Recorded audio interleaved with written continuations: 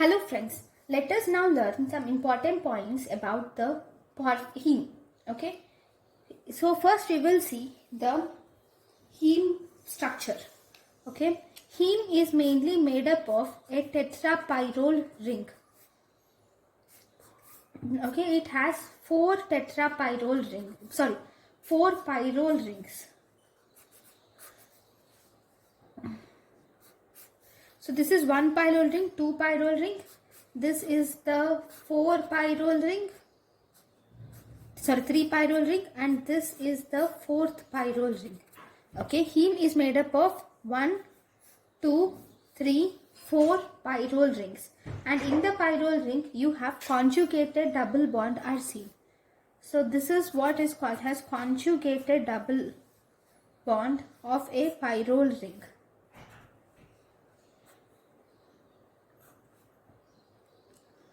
Right, so this is the conjugated double bonded structure which is a pyrrole ring is seen.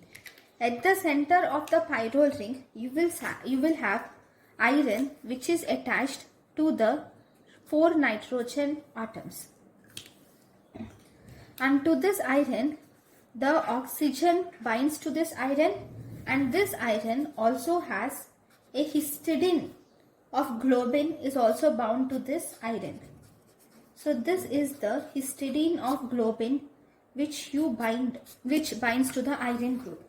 Even if you do not, and this is the normal thing, and we also have side chains. This is not complete. See, we also have side chains to this heme group. So to the top we have vinyl and methyl side chains. Here we have methyl and propyl side chains. Okay. Here we have propyl and methyl side chains.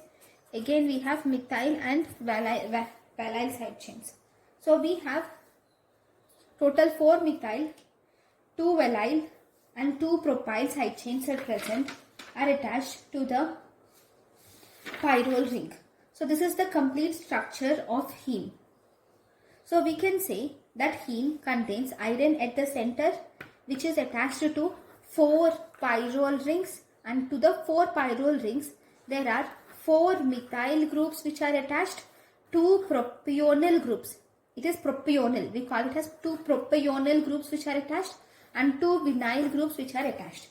So I'll tell you again. So it contains an iron at the center with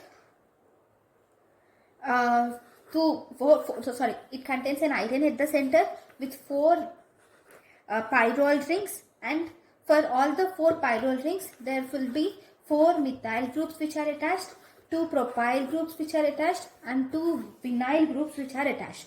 And to the iron oxygen gets attached, and also this histidine of globin also gets attached to the iron. So this is the structure of heme. Fine.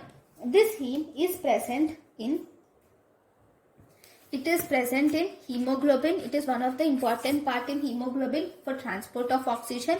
It is present in myoglobin also for the storage of oxygen in the muscle. This is an integral structure of cytochrome C which is involved in electron transport chain. This heme is also present in cytochrome P450 which is important for hydroxylation of xenobiotics. This heme is present in catalase which causes degradation of H2O2 to H2O plus OH, and we also have this heme is also present in tryptophan. It is also present in an enzyme called as tryptophan pyrrolase, which is a dioxygenase used for the oxidation of tryptophan. Okay, so these are the main important parts of heme.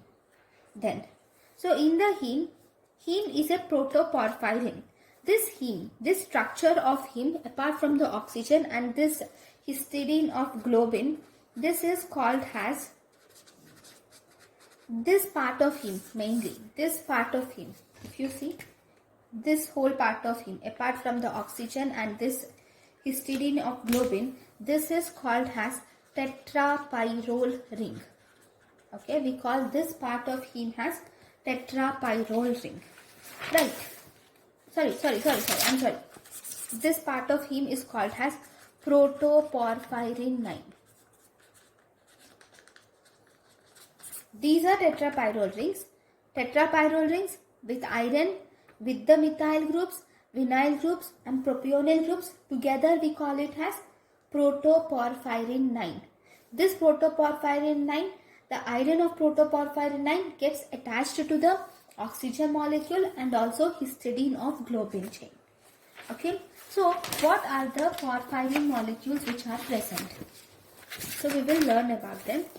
Okay, so if you see, porphyrins can be divided into two types.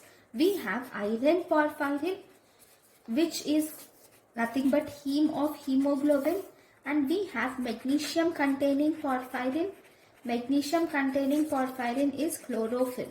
Chlorophyll contains magnesium containing porphyrin. So there are many chains of different side chains of porphyrin, and we name the porphyrins based on their side chains. So if you see,